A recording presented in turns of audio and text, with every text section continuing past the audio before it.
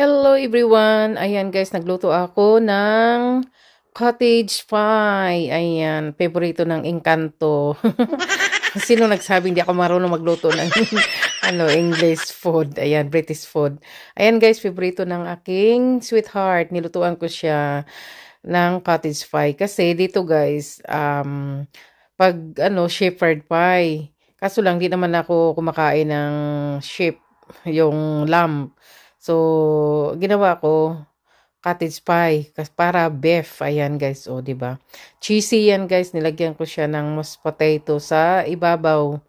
Ayan, paborito ng asawa ko 'yan. Kaso lang yung carrots ko, hindi ko na chop ng maliit kasi nga wala akong mixed vegetable na maliliit. 'Yan lang nagamit ko. Hindi na ako bumili kasi nga ang layo. Medyo malayo naman ditong bilihan. Hindi naman gaano ka malayo. Kaso lang mayroon ako na dyan. Yan na, tinamad na ako eh. Tapos yan, nilagyan ko siya ng guys, ng mashed potatoes ibabaw. Pero hindi masyadong marami. Parang lang kasi hindi naman ako mahilig sa mashed potato. So, nilagyan ko siya ng cheese, cheddar cheese, mozzarella cheese. Ayan, napaka-cheesy siya guys. Ayan, sarapan siya. Kinain pa niya natira kagabi. Buti may bisita kami dumating na dalawang English din na anak. Anak ng kaibigan ko eh. Kumakain din naman sila ng ganyan. Tsaka kami rin, kumain din kami. Ayan, oh. Alam mo guys, iniwanan ko lang yan siya sa oven kasi naantok ako. Kasi napagod ako sa kagala namin sa London. Ayan.